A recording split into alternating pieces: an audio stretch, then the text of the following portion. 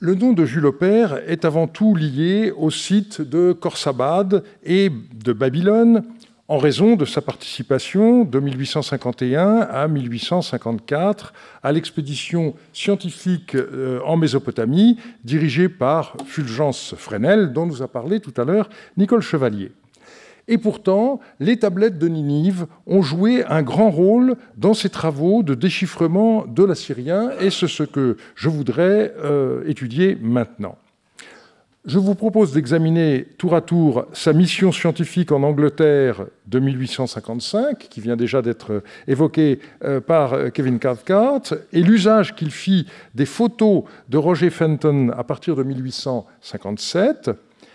Ensuite, nous verrons l'exploitation des trésors du musée britannique de 1861 à 1872 et on terminera en voyant la part qu'il prit dans l'édition de ce qu'il appelait le poème du déluge de l'épopée de Gilgamesh, découvert par George Smith en 1872.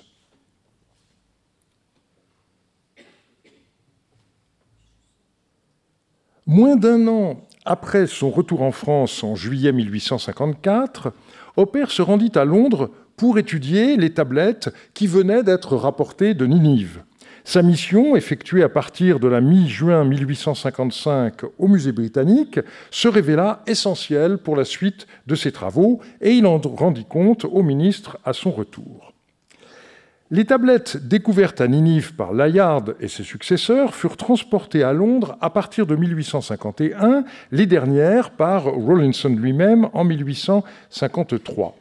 Et Aupert comprit très vite que les tablettes que nous appelons lexicales lui offriraient la clé du déchiffrement des cunéiformes assyriens. Le musée britannique ne renferme pas seulement des inscriptions monumentales.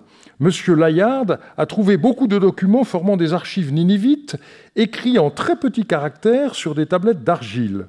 Toutes les sciences connues des Chaldéens y sont représentées, mais j'ai cru devoir abandonner encore tous les documents très obscurs qui se rapportent à l'astrologie et à l'astronomie, aux droits particuliers, aux coutumes, à la mythologie, pour me souvenir que j'étais philologue avant tout et qu'il fallait d'abord chercher à comprendre et à utiliser les documents ayant trait à la grammaire assyrienne et qui se trouvent en si grande quantité dans la précieuse collection britannique. C'était en effet une judicieuse définition des priorités. Or, ces tablettes étaient assez faciles à repérer en raison de leur apparence, présentation en colonne, avec des lignes délimitant des paragraphes, etc.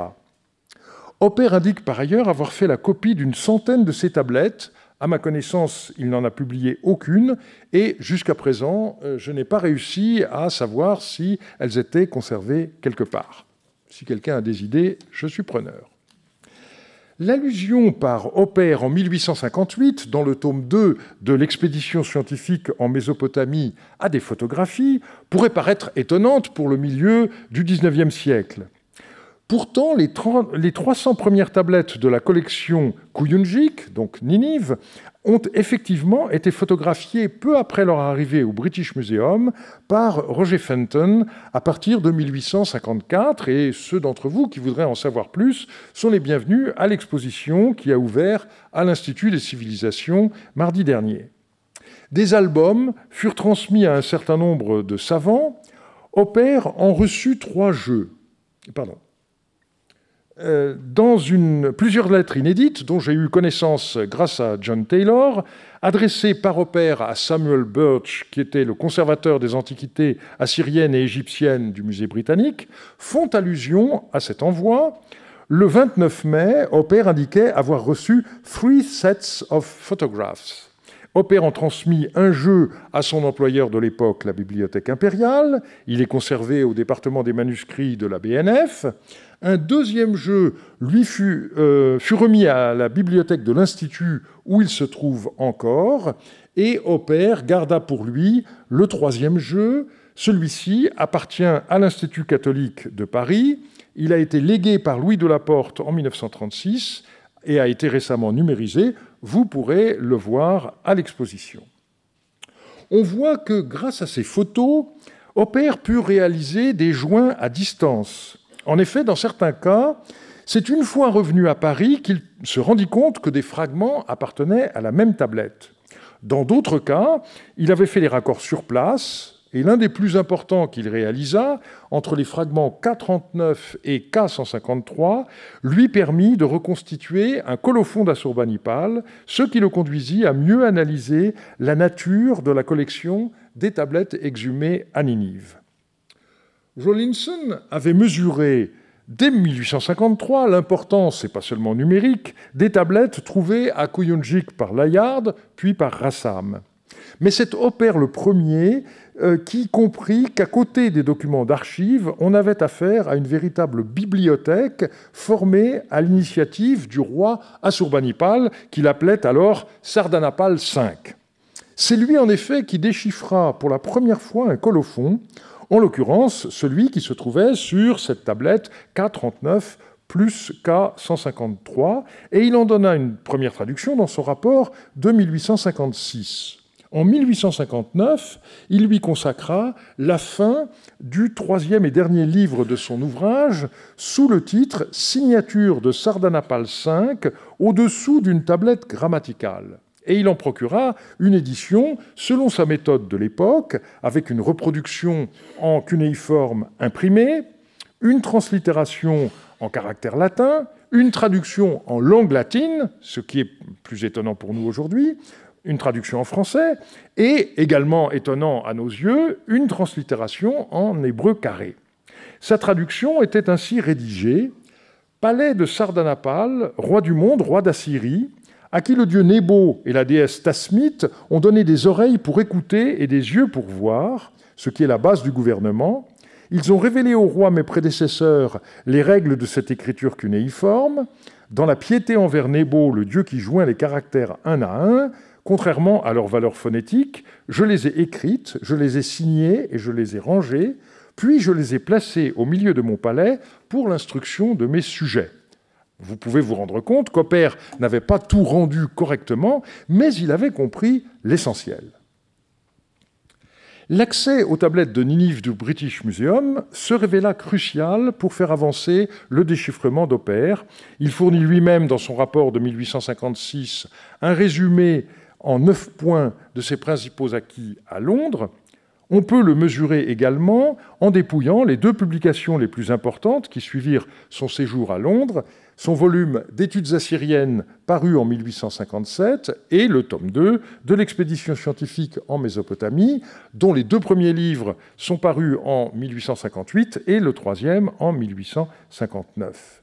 Les tablettes de Kuyunjik explicitement utilisées par Hopper dans ces 2 ouvrages ne sont pas très nombreuses, mais leurs informations ont été essentielles et je donnerai une liste complète dans la publication des actes de ce colloque. Ces tablettes fournirent à Hopper des clés de compréhension cruciales grâce à son identification de syllabaires ou de textes bilingues qui lui donnèrent la lecture de nombreux idéogrammes. Comme l'a indiqué Hopper, que je cite, « Mes recherches à Londres m'ont révélé le fait nouveau que les verbes sont représentés également par des monogrammes ou signes idéographiques. Les verbes également. » Et il donne l'exemple du signe « cis » qui signifiait « frère », mais aussi le verbe « protéger ». Il a fallu attendre 1866 pour que les copies de la plupart de ces tablettes soient publiées par Henry Rawlinson et Edwin Norris. Donc on voit bien le rôle de pionnier que Hopper joua dans les années 1857-1859. Hopper a été récompensé du succès de sa mission au British Museum de plusieurs manières. Tout d'abord, comme l'a déjà indiqué Kevin Cathcart, il reçut la nationalité française le 7 mai 1856, puis il fut nommé en 1857 professeur de sanskrit à l'École des langues orientales vivantes de la Bibliothèque impériale, et enfin, il devint chevalier de la Légion d'honneur en juillet 1858. Les trésors du musée britannique ne pouvaient pas rester dans leurs placards, et la circulation d'albums de photos n'était pas un mode de publication possible à grande échelle. Rawlinson se lança donc dans une vaste entreprise consistant à publier des copies des textes cunéiformes les plus importants dans une série intitulée Cuneiform Inscriptions of Western Asia. Il ne fit en réalité que superviser ce travail qui a été effectué par 3 assistants. Le premier volume des Cuneiform Inscriptions of Western Asia parut en 1861 et Rawlinson avait été secondé par Norris. Hopper en publia dès 1862 un compte-rendu, bref mais très favorable, dans le journal asiatique qui commence en ces termes. Le musée britannique vient de publier la première partie d'une œuvre extrêmement importante qui inaugure une nouvelle ère dans l'étude des inscriptions cunéiformes. L'ouvrage se compose de 70 planches lithographiées, exécutées avec une grande élégance et, ce qui est plus digne de notre reconnaissance, avec une exactitude qui atteint les dernières limites du possible. Si Hopper mit l'accent sur la qualité technique de l'ouvrage, c'est que, contrairement à ce qui avait été initialement prévu, les planches ne furent accompagnées que d'indications minimales sur la nature de chaque texte sélectionné, sous la forme d'un catalogue de 3 pages. Il était prévu à l'origine que les planches soient complétées par l'édition des textes, mais finalement, Rawlinson y renonça, estimant que les interprétations devaient être publiées dans des revues. Hopper fit également une communication à l'Académie en avril 1862 sur, je cite, 2 documents provenant de Sennacherib, 703-680, et de son fils Assaradon, 680-668, roi de la dernière dynastie assyrienne. Il donna la lecture de sa traduction du prisme de Sennacherib, dont la copie venait d'être publiée dans le même volume. Le texte contenait le récit des 8 premières campagnes du roi. C'était d'autant plus novateur qu'on retrouvait là nombre de rois mentionnés dans la Bible, comme Mérodach-Baladan ou Ézéchias. Hopper ne semble pas avoir publié de recension du volume 2 des Inscriptions of Western Asia, paru en 1866, avec à nouveau Rawlinson et Norris comme auteurs. Mais l'intérêt d'Hopper pour les textes bilingues publiés dans ce recueil donna lieu à un article dans le journal asiatique de 1873. Sa traduction d'une section entière de la série Anaitishu fut complétée en 1877 dans le livre qu'il consacra avec Joachim Menand aux documents juridiques de la Syrie et de la Chaldée, dont Farah Thomas nous parlera cet après-midi. Hopper fut plus critique à l'égard du volume 3 qui parut en 1870. Cette fois, Rawlinson avait été secondé par un nouvel assistant, le célèbre George Smith. Hopper publia un article de commentaire sur certaines tablettes présentes dans ce recueil.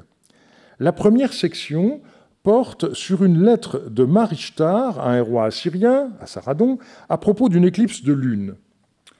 Hopper indiquait « Cette inscription curieuse a été publiée par M. Rawlinson dans le 3e volume de ses inscriptions. Elle était connue de M. Hopper, qui en avait pris copie au musée britannique. » Donc, sans doute en 1855, ça n'est pas précisé. M. Hopper expose que Sir Henry Rawlinson n'a pas bien saisi le sens des inscriptions, car l'éminent savant parle d'observation de Jupiter. Eh bien, la réédition de cette lettre par Simo Parpola a donné tort à Hopper. Il s'agit bien ici de Jupiter, mais Hopper avait eu raison de lire le nom de l'expéditeur Mar-Ishtar au lieu de Pal-Astar, comme l'avait fait Rawlinson. En janvier 1872, Hopper fit paraître dans le journal asiatique un compte-rendu très sévère des 2 livres publiés par George Smith l'année précédente. Le premier était une liste de signes rangés en fonction de leur forme. Hopper lui reprochait, je cite, « un manque absolu de méthode et de critique dans le classement des valeurs afférentes à chaque signe », et il donna de nombreux exemples de confusion, erreurs et oublis. Il trouvait également anormal que Smith n'ait pas clairement indiqué ce qu'il devait à ses devanciers, et il lui reprocha habilement son ingratitude en ces termes. « Monsieur Smith croit-il sérieusement qu'un mot de reconnaissance adressé à la mémoire de Hincks aurait déparé son syllabaire? Pense-t-il au contraire que cet oubli volontaire de l'homme éminent, qui le premier reconnut le caractère syllabique de l'écriture assyrienne, lui soit très utile aux yeux des personnes se souvenant encore de l'illustre académicien d'Irlande? Et le reproche est d'autant plus fort que, comme on l'a vu, les rapports entre Hincks et Hopper n'avaient pas été exempts de tensions, puisque Hincks avait critiqué la grammaire d'Hopper en 1866, mais comme nous l'a dit Kevin Cathcart, Hincks était décédé juste après, et Hopper appliquait manifestement l'aphorisme « De mortuis nihil nisi bonum ». Le livre de George Smith sur Assurbanipal était essentiellement une traduction des annales de ce roi, et Hopper reprochait à son auteur d'être seulement un bon déchiffreur des cunéiformes, dépourvu de la formation philologique nécessaire. Ce qui était cruel, mais exact. On connaît le goût d'Hopper pour les formules assassines. Il souligna ici que Smith s'était, je cite, « engagé dans la campagne sans artillerie et sans train ».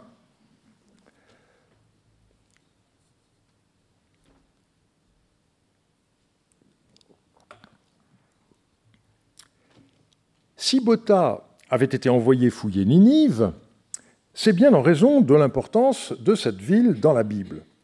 Très vite, les découvertes, en Assyrie puis en Babylonie, permirent d'établir des ponts entre les données bibliques et ce qu'on découvrait peu à peu dans les textes cunéiformes.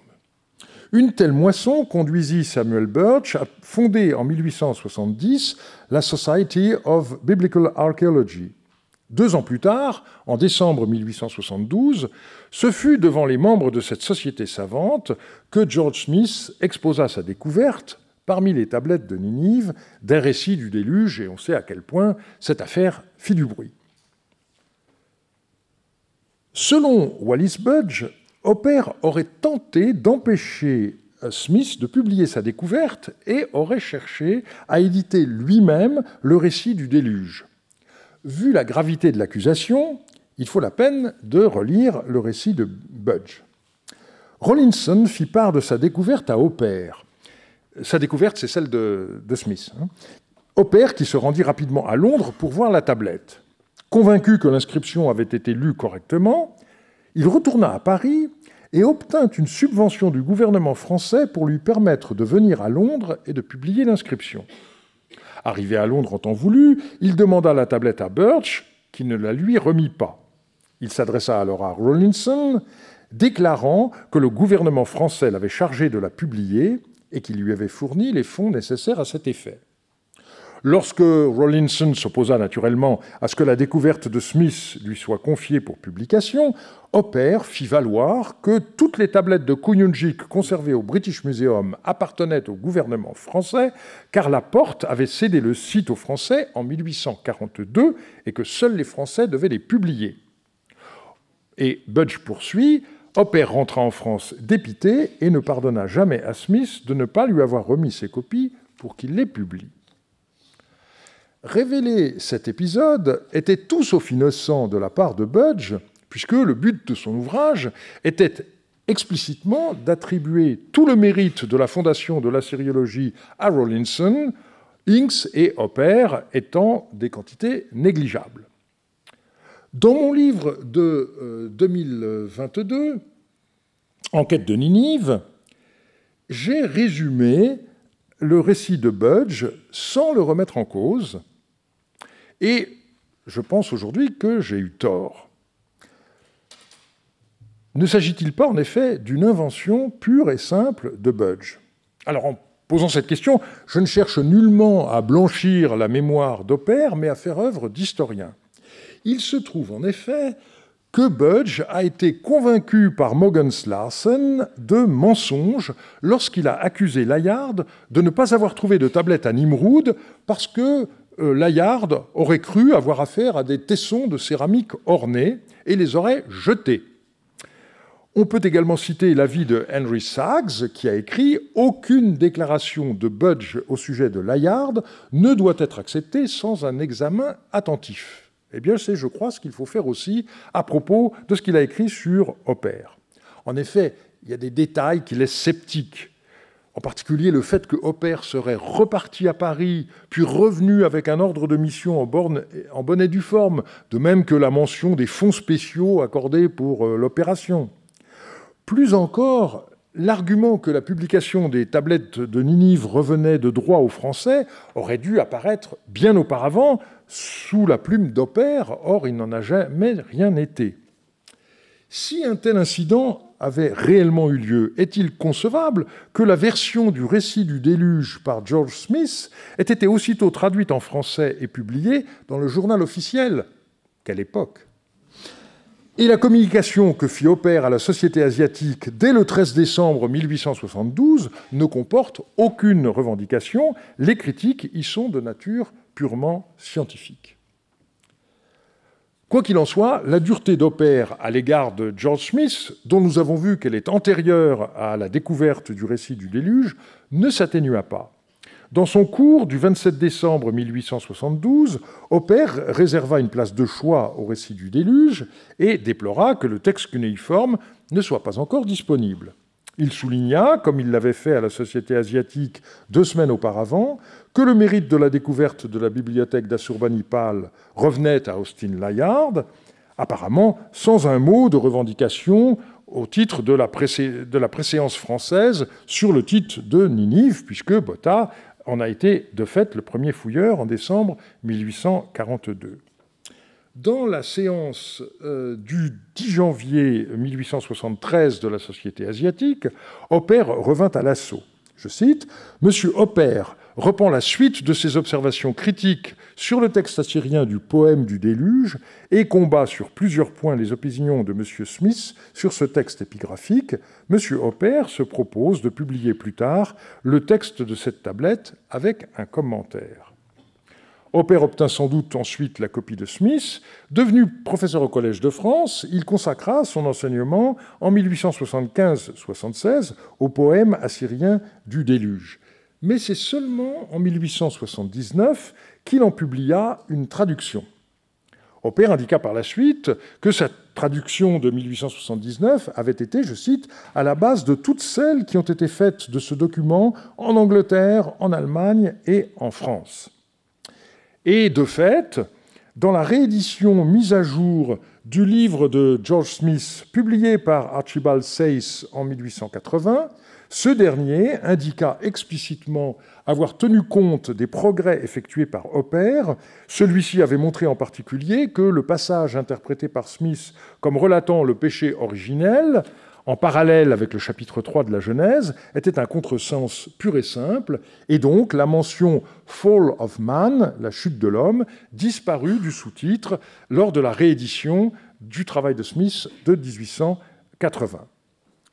Oppert donna une nouvelle traduction du récit du déluge en 1885, qui tenait compte des nouveaux fragments, mais il ne donna jamais de traduction de l'ensemble de l'épopée de Gilgamesh, ce qui fut fait par l'abbé Sauvplane, comme je l'ai indiqué dans un article paru dans les mélanges Stéphane Maul.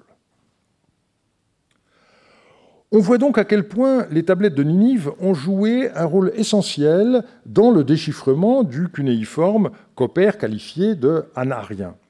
Elles lui ont permis de mieux comprendre la langue assyrienne, mais aussi, dès 1855, d'esquisser la grammaire du sumérien. Je terminerai en citant Leo Oppenheim, qui écrivait dans son hommage à Benno Landsberger « Bien qu'il ait toujours été aux frontières de la connaissance assyriologique, il suffit de se référer à ses travaux sur le matériel paléo-assyrien et paléo-babylonien, il était pleinement conscient de l'importance existentielle du noyau de notre domaine, les textes de Kuyunjik, sur lequel il a toujours insisté pour contrecarrer les tendances centrifuges qui menaçaient le domaine. » Dans l'avant-propos de Amurou I, Jean-Marie Durand et moi-même avions commenté cette citation, je nous cite, « Une telle perspective n'est plus de mise aujourd'hui. Les textes de Kuyunjik ont été considérés comme le centre de la syriologie, avant tout parce qu'il s'agit du premier très gros corpus qui ait été découvert. Si les archives de Marie avaient été exhumées au milieu du XIXe siècle, il est probable qu'elles n'auraient pas été considérées comme marginales. Je ne renie pas ce que nous avons écrit, mais je ne peux m'empêcher de me demander ce qui aurait alors pu être compris du corpus de Marie. Et donc, il faut, pour terminer, souligner la chance extraordinaire qui fait que, presque dès le début des recherches, on est tombé sur cette bibliothèque de Ninive qui offrait tous les instruments, lexicaux en particulier, permettant de percer le secret des écrits cunéiformes. Jules Aubert en a fait bon usage, et c'est cette facette de son travail que je voulais mettre en lumière ce matin. Je vous remercie de votre attention.